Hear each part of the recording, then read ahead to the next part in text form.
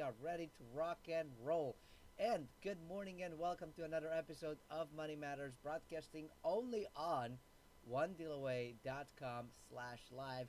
My name is Nev. This is Money Matters, as I have already said. See, this is what happens when you change the thing you want to say and then you say it and then you ruin it. Anyways, I do want to welcome everybody watching this live on onedealaway.com. And of course, if you're watching this on YouTube, welcome as well. Do sign in, say hello, put in your comments, put in your questions, put in your concerns. For those of you watching live, we're going to do Q&A at the end of the show as always. For everybody else, well, I do take a look into the comments and stuff. I do respond to them. And, if there are things that you're looking for, hey, I am happy to bring that to you. Now, today is going to be probably one of the shortest shows we have ever done, mostly because I'm running late, I'm going to be honest.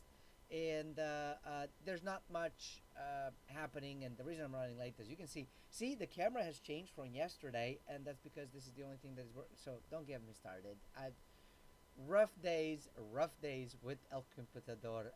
Not quite sure what's going on, but I'm sure that it's just like somebody's gonna say, well, you gotta update or buy a new one. Well, I fully understand that. I don't want to buy a new one. I don't think I should be buying a brand new computer every 12 to 18 months. Like, that's ridiculous. Especially the amount of money that you pay for the computer. These puppies need to work for 5 years. I'm not saying like 50, okay? 5 years. Can a computer work for 5 years? Same thing with phones. I mean, they build them to break them. Well, not to break them, but for the phones to break all on their own. Anyways, we're going to be looking at what's going on in the traditional financial markets. We're going to be looking over at, Charles Schwab and what they're doing, kind of what's happening over there. It caught my eye. Of course, we're going to be looking at the markets and where they are. I'm going to compare a little bit of what's happening with the traditional stonks, as they call them, or stocks, right? And of course, what's happening within the cryptocurrency industry, particularly Bitcoin. And we're going to do a little bit of a comparison between the two. And we're going to be taking a look at the retirement plan sort of adjustments of what you can contribute and stuff. And I think that is going to be probably very eye-opening. So if you are planning to be around in 2021 or beyond, even better, and if you are sort of thinking about retirements and different kinds and what is the contribution limits and all of that stuff, you definitely want to stay tuned in for this specific episode because we're going to cover all of it. All right, y'all, let's do this.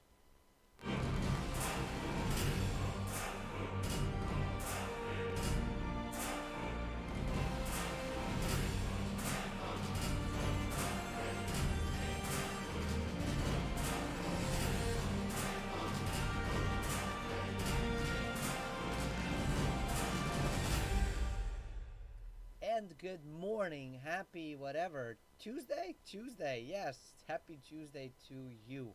We are 1 week away from the hot mess called U.S. Elections 2020. Hang on, get yourself ready. And personally, I don't know that I'm expecting results on November 3rd or 4th for that matter, right? Because last time Trump was going in, we didn't get results until the 4th at like 3 o'clock in the morning. And so I don't expect that to be the case this time around, but hey, who knows? Weirder things have happened and weirder things still can happen because it is 2020 and just about anything is possible. The part that I struggle with, and I promise we're going to get off the politics train, but the part that I struggle with is how all parties, both parties, are perfectly fine and willing and accepting of violence. That's the part that I don't get. That's the part that I just, it scares me. Let's be honest. I'm going to be transparent with you and tell you that it scares the living daylights out of me. People behaving that way and like willing to beat up somebody because, you want to vote for so good, vote for them. Hey, awesome. Exercise it. Your belief is super amazing. Just just don't beat up others because of it. That's all. That's it. That's it. My requests are small. My requests are small. It's just don't beat up others. That's it. That's it. Okay. Time to stop talking politics. Time to go in and discuss what is happening in the world of money. And the first thing first, I wanted to go in, and as you can see, well, analogies are back. So, rough day, y'all. Rough day. Okay? No coffee. Well, it's brewing, but I forgot to add water to it, so now, no coffee now. I have to wait till after the show. Maybe that's why the show is going to be super short, so that Nev can have coffee. All right, you're learning way too much about me right now. Okay. All right, so Charles Schwab plans to lay off 1,000 employees following TD Ameritrade merger. So I didn't know this. I don't know if you knew this, but I didn't know this. I didn't know that Charles Schwab took over. Well, I don't know, took over, but they call it merger. But I call it acquisition, because if Charles Schwab is planning to lay off after the merger, why wouldn't we say TD Ameritrade is planning to lay off after a merger, or Schwab TD Schwab, Mary Schwab, whatever, right? Anyways, as you can see, laying off 1,000 employees just weeks after completing its acquisition of TD Ameritrade. All right, well, that's why we didn't know it, because it's literally super, super new. Past efforts to reduce, and they're saying that this is part of the efforts to reduce overlapping and redundant roles. And roles have been eliminated, and they will be leaving. So they already told folks, like, your role is eliminated, you gotta go. And the reduction is approximately 1,000 people, which is about 3% of the combined workforce. So, fairly big workforce.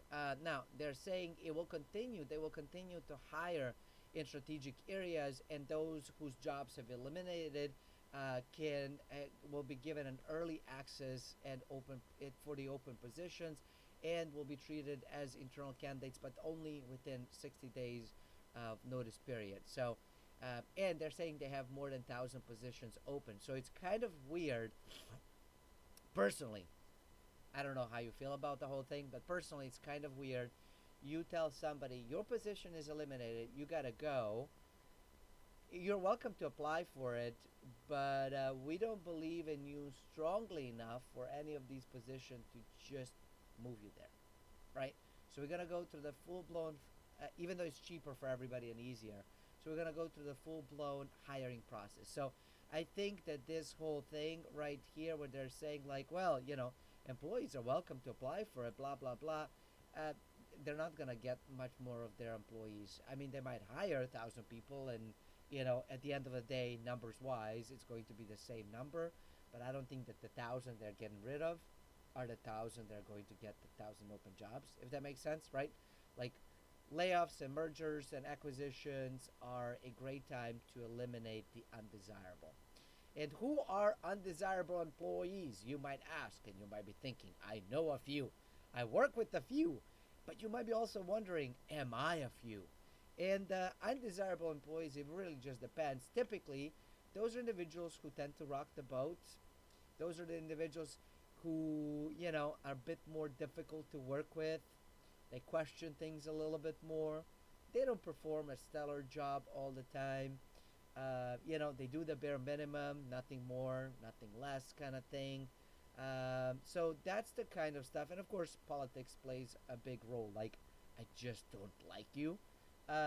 You just rub me the wrong way. And there's absolutely nothing that you are doing wrong. But those are the undesirable, as I like to call them. And, every place has one. And every one of us has probably been one to somebody at some point in our history. I'm sure that I have been. Not the quietest of the humans. And yeah, I do rock the boat. I just, hopefully, maybe just know how much to rock. You don't want to rock it so much where people are flying off board. But you want to kind of rock it just a little bit so people are like, oh yeah. And then they just go to a nap. And then you can be in charge for 15 minutes while they're napping. So that's a plan.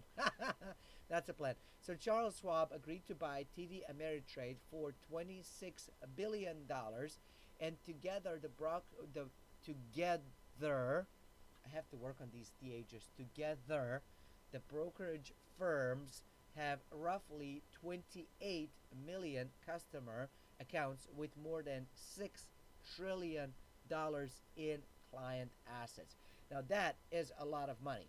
But one of the things that I would like to discuss, I would like to talk about, has to do with, whoa, why is this thing? Why are you acting crazy? Why are you acting crazy? Let's see. Nope, it's still going to act crazy. I can't see any of the signs, but it's still going to act crazy. All right, never mind, never mind. We're just going to kill this. Let me see. Let me see. Let me see. Let me see. Let me see. Let me see. Let me see. Let me see something.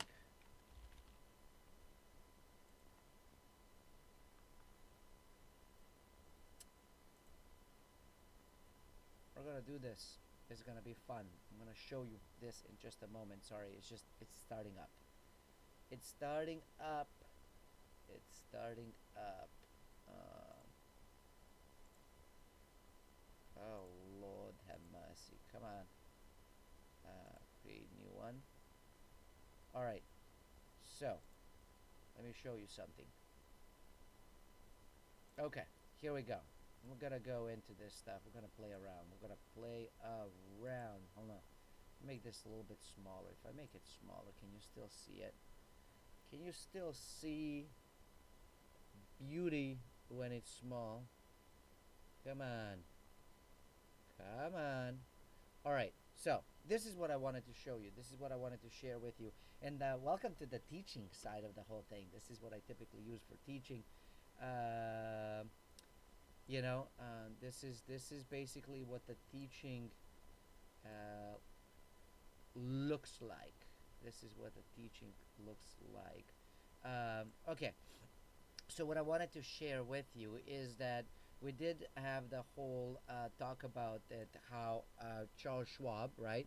So Charles Schwab, that was not. Ay, ay, ay. Okay, Charles Schwab, not OS, plus TD Ameritrade, right? They have together what, $6 trillion in assets under management, right? That's what we just talked about. That's an important piece to remember. And the reason that it's an important piece to remember is because right now, the bulk of this money right over here is invested where? Well, it's invested in traditional finance, right? Uh, TFI, TAFI, TRFI, I don't know how to call it. It's basically in traditional finance. So that's going to go into bonds, right? It's going to go into stocks, right? A ton of money is in mutual funds, which, in my personal and humble opinion, this is like the worst thing you can have your money in, because it costs you the most, you get the least, and you get just about no no benefit for having it. Now, what I want you to imagine, let's go yellow. Yellow, I like yellow. What I want you to imagine now is if one, basically a portion, a very, very small portion, right? Say 10% of that money, of individuals with the money and all of that stuff, decide to put this into BTC. And I believe it's coming. I believe it's coming. I believe it's actually going to be more than just 10%. Now, here is what the 6 trillion looks like, right? So this is 606,000, right? All right. Then we have 6 million. Then we have 6 billion. Then we have 6 trillion, right? So, oh my gosh. So, basically, if we were to take 6% or 10% of this stuff, right? That's what is 10% of this whole thing. This is it's too many. It's too many numbers, right? So it would be basically this, right? So uh that would be the part of it. So 600 million, no, 600 billion. That's a lot of money. That's a lot of money. And so the reason I'm saying is that you want to pay attention to what's happening within the traditional finance, but then also to pay attention to what's happening within the not so traditional finance of in Bitcoin and that kind of stuff. Is that when these guys come, when they show up, when they throw all of this money in, that is going to be a huge, huge, huge deal for Bitcoin. Now, we are talking about Bitcoin, and now the $1 million question is, what are the markets doing, and what is the Bitcoin doing? So let's take a look at the traditional markets. So here is Dow Jones Industrial Average, right? Hopefully you can see this. Let me zoom in, right? You can see this. Can you see it? And here is the chart. Maybe I do zoom out a little bit on the chart so you can see the whole thing.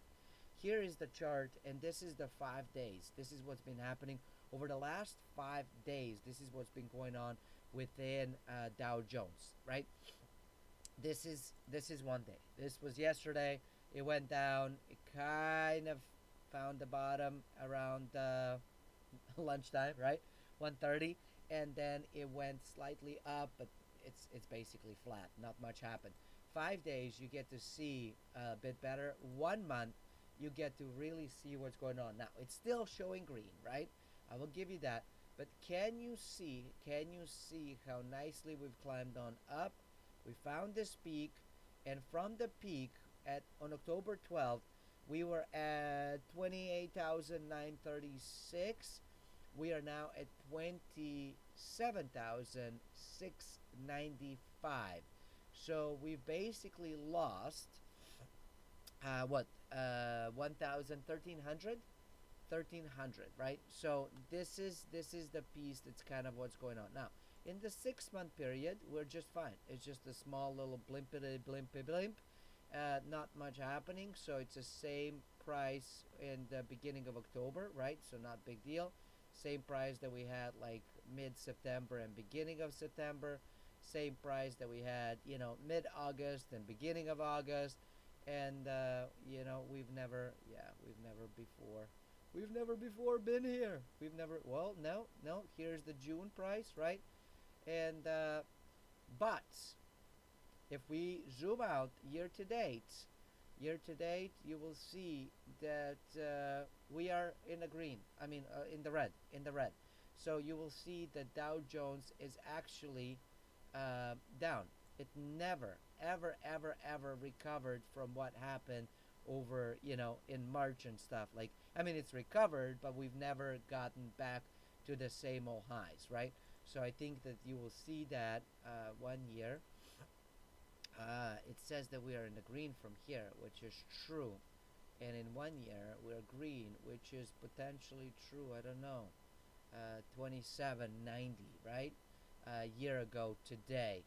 But from the high, from the high, it's we're not, 2020 is a red year. Okay, let's take a look at Nasdaq. Sorry about my nose, y'all. It just, I don't know what it is. Like, why do allergies make it itch? I mean, I get it that you can't breathe. I get it that you get sniffles. I get all of that stuff because it's irritant. But itch, why itch? Why is it itching? That's the part that I don't understand. Somebody with a medical degree, can you explain this to me like I'm 5 years old? Because I do need it simplified, por favor. Okay, so what's going on over here with the chart? So this is NASDAQ, right? This is NASDAQ right over here, you can see. And here we are in a 1 day, right? You can see very similar pattern with what happened with Dow Jones. 5 days, again, big old red. 1 month,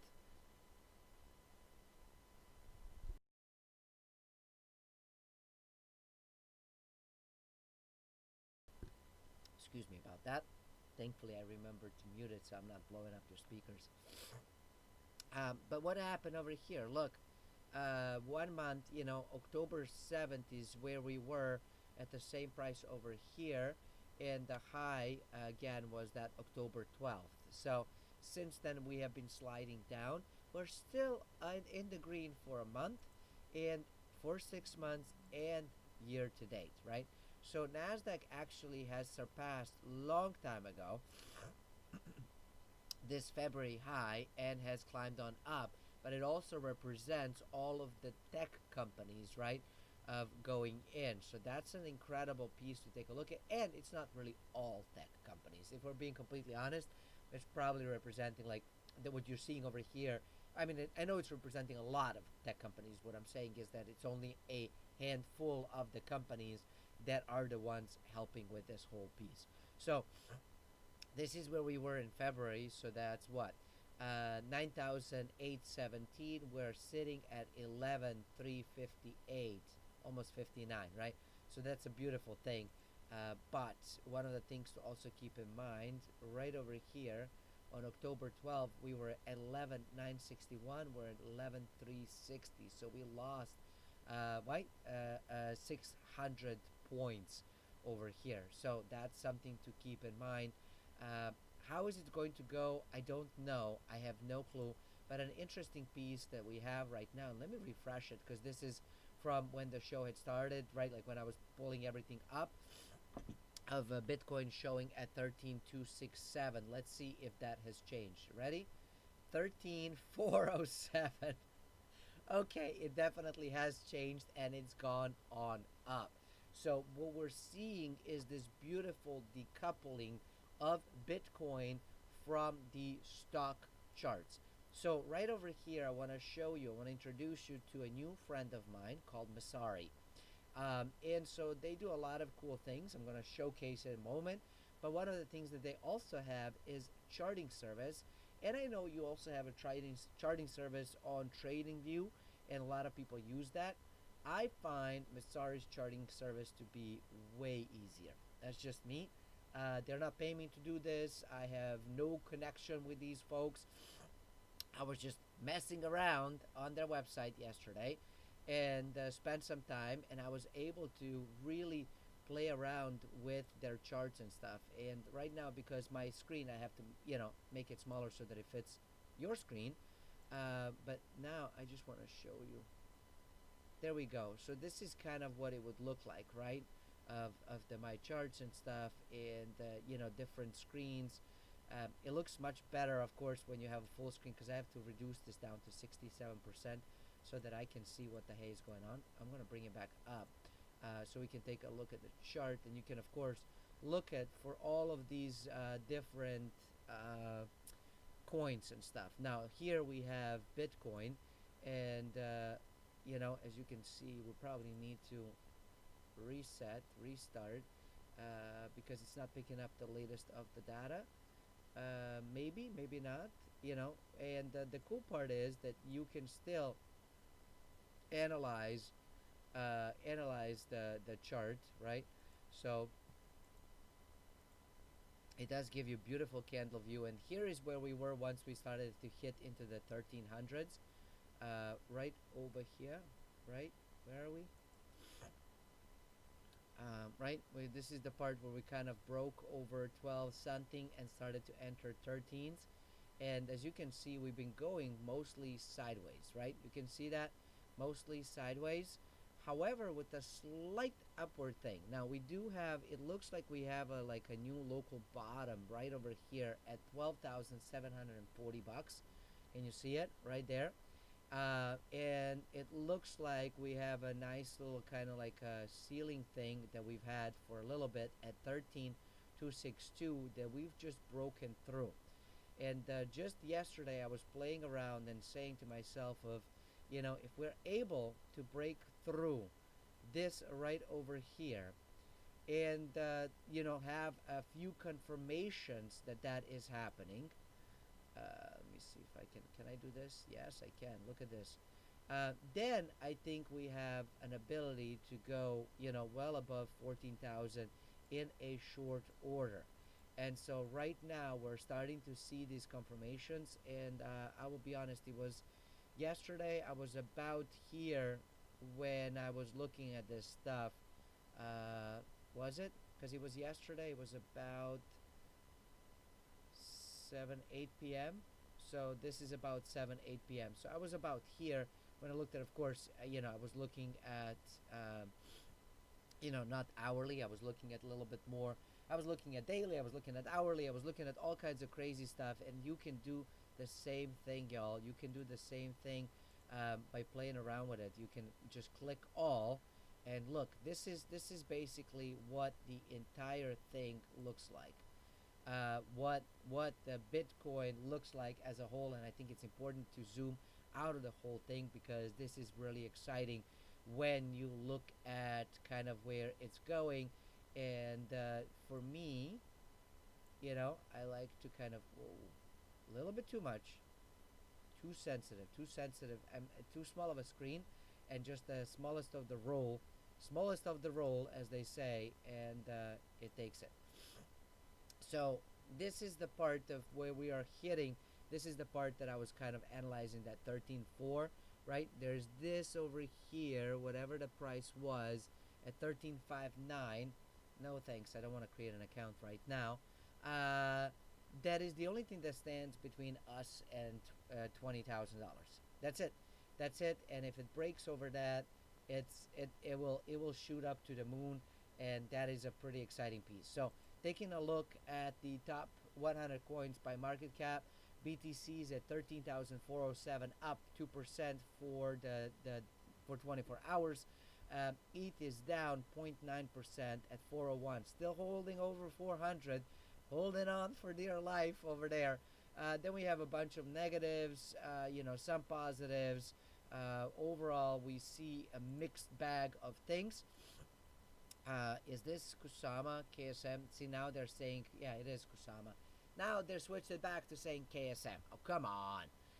Is pumping like crazy, 25% in 24 hours. Ocean 16.4, Comp 11%, Dot 6.9, and then it gets to 5.7 with Ant, and downward it goes.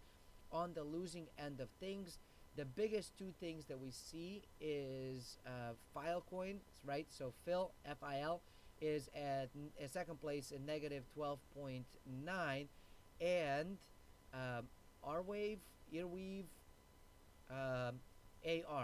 AR negative 13%. Everything else, RSR, Amplifier, that kind of stuff, is in single digits at 9.6 and below.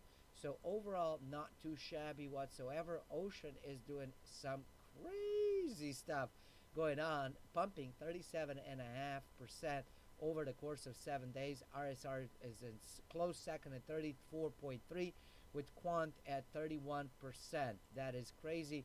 And then on the losing end, Rune negative 22% over the course of 7 days. AR 13%.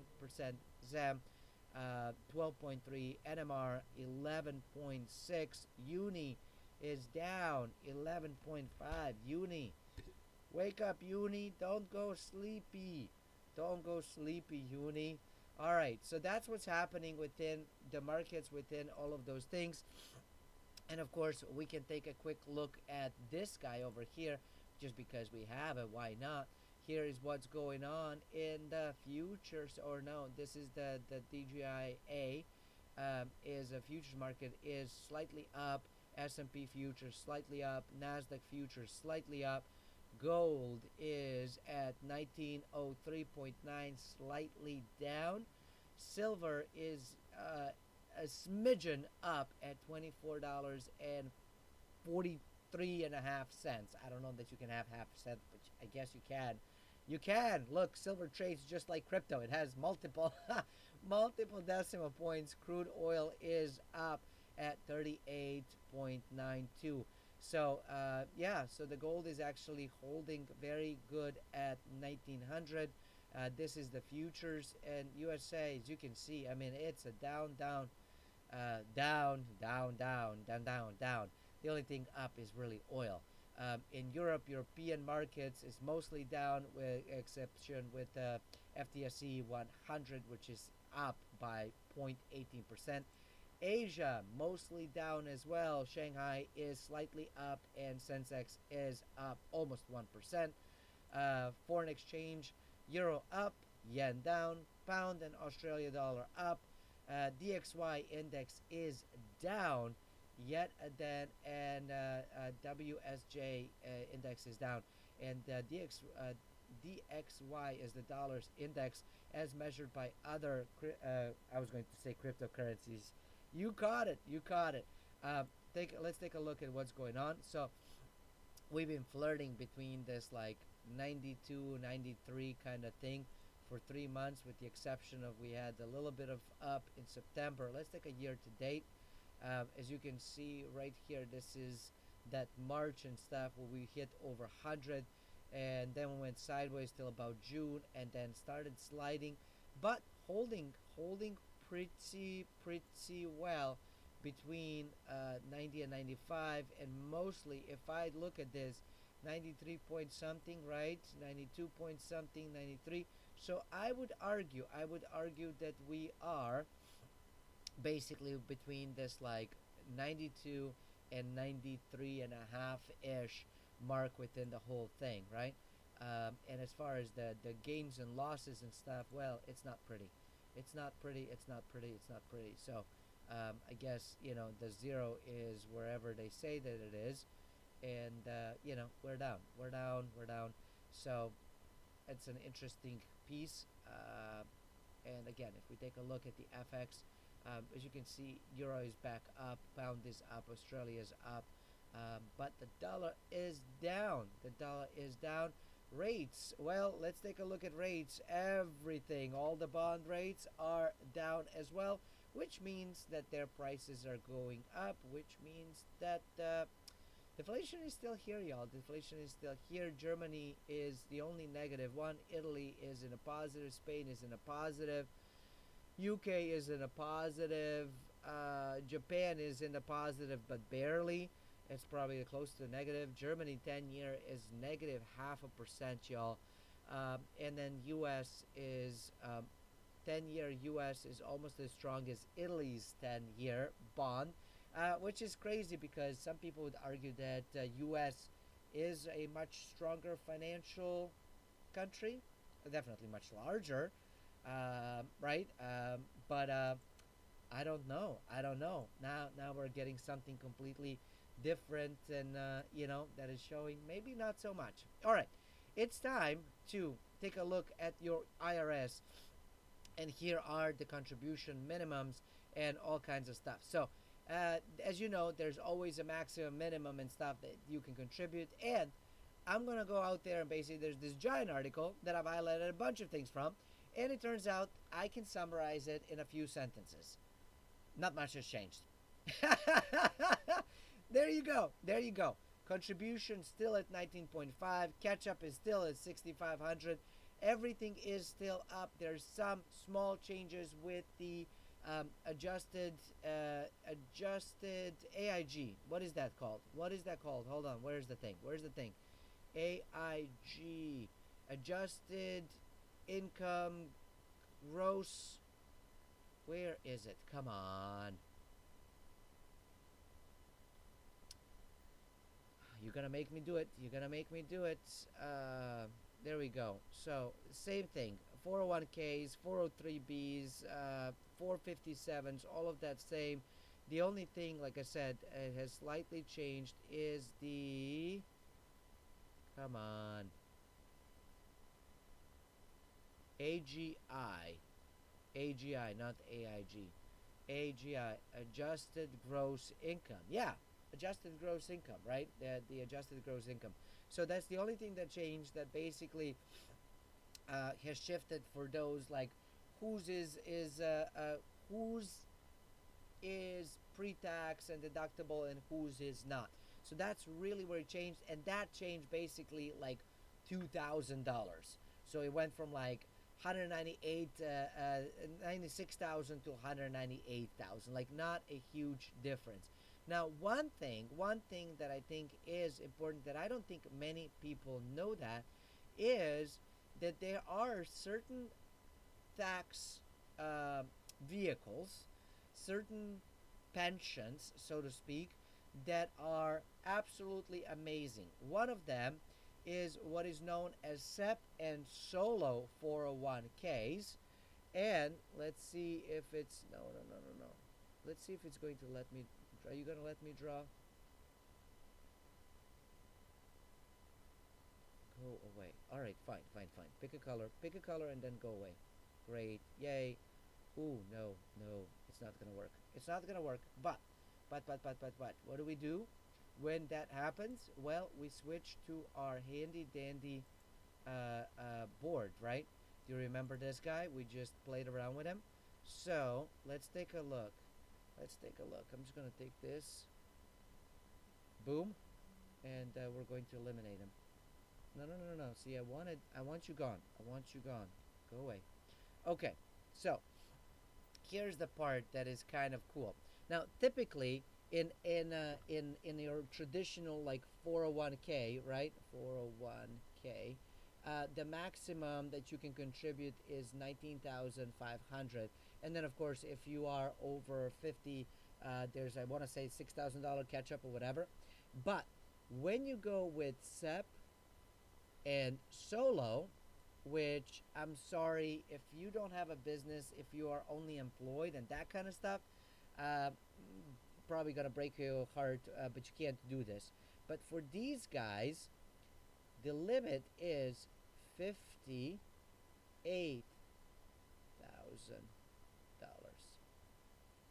Okay, now if you don't believe me, right over here is where we're going to find that information and news.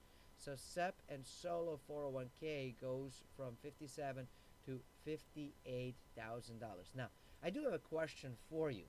If you're watching this and you're like, wait, what? Right? You're an employee. You maximum, let's call it 20,000, right? 20,000 is what you can contribute, regardless of how much you get paid. I mean, you could say, well, that's because I get paid $50,000, right? Well, no, it has nothing to do with that. You could get paid, say 200,000, right? And contribute this much to it. Or you could basically have a business making the same amount of money and you can contribute this much money, right? So in 1 year, in 1 year, okay, I basically get more than twice, almost three times of the just employee, right? So this is one of the reasons why you need financial education, right? Why I need financial education, why everybody needs financial education, just to understand, because you know this is when they tell us go out there and get a job, right? This is what they're basically telling you, is telling you go and get screwed, and not in a good way, not in a good way. And pardon my French for saying it, but I don't know how else to say it, because here I am over here, chugga chugga chugga. I'm never gonna get there. Meanwhile, here I can go boom boom, and guess what? In 2 years, I have well over $100,000 in my retirement. Right now, here's the most interesting piece. Sorry, I get excited about this stuff. I geek out about these things. Here is an even more exciting piece about this whole piece, is that over here, when I am buying this crapola right here, what do I have? My only options. Well, mutual funds. I just told you that's my least favorite thing, because you put in, as Jack Bogle said, 100% of the money, right? Of the money. You take 100% of the risk, right? If it goes up or down. But you only get 30% of the profits. What? How is that possible? That's right, because they fee you to death. They fee you to death. Now, this guy over here, right? Let me make this a little bit thicker. This guy or gal right over here, because they have their SEP and solo and that kind of stuff, they can also set it up in such a way where they can invest in anything. So say now they go out there and they buy a beautiful duplex with checks. There's even a song about that, right? And they buy this right over here, right? And you know, they get a couple of tenants in it, and now they are collecting el dinero right over here from their money, right? And or if they don't want to buy and hold it on their own, right?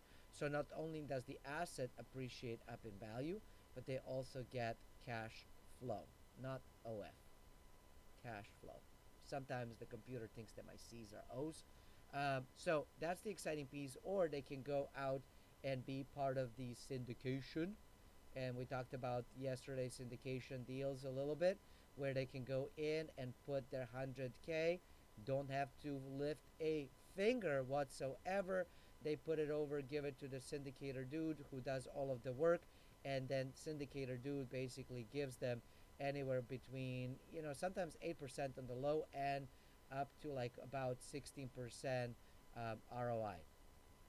Now that is quite nice and beautiful right over there.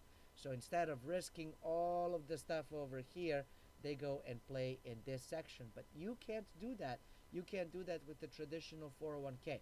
But things get even wilder when it comes to the retirement funds here. So hold on to your seats, sit down, drink something for crying out loud, because you are going to have a heart attack when I show you this stuff. Now, there are the simple and blah, blah, blah. But when you are self employed and you have your own business, there's a thing that you can do called defined benefit plan.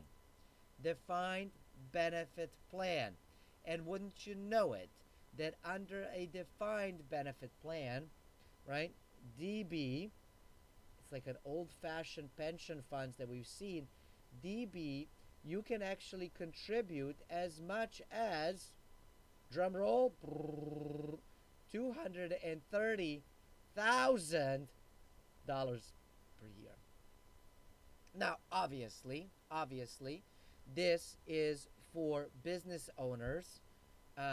This particular piece right over here, this DB, is for business owners that have, right, substantial dinero, right? They are making a lot of money, right? And you know, I mean, it's probably going to be in millions. And then this particular human over here that owns the company, right, likely gets paid, you know, in this, that, and the other stuff. So to reduce their income that they're getting, right, they set up a DB fund, and they basically put just shy of $250,000 per year into their fund. And again, this this right here can be invested in just about anything. So gold, sure. Crypto, sure. Real estate, sure. You know, stocks, sure. Private equity, sure. They can invest in just about anything they want, because when you own it, you can tell where you want your money to go to. So I hope that you have learned something over here, if nothing else, that you are motivated of why you should figure out how in a world to make a business so that you can build yourself a defined benefit plan. That is my goal for you and for me and for the world. I want everybody to be able to enjoy that. So, hey, thanks for watching. Smash the like button if you have learned anything whatsoever, and do some notifications and that kind of stuff so that you get notified when we go live tomorrow. And live tomorrow we will go, hopefully without technical difficulties, on time, and maybe, just maybe, with a cup of coffee. Until then, stay forever money blessed, and do remember, you are only one deal away.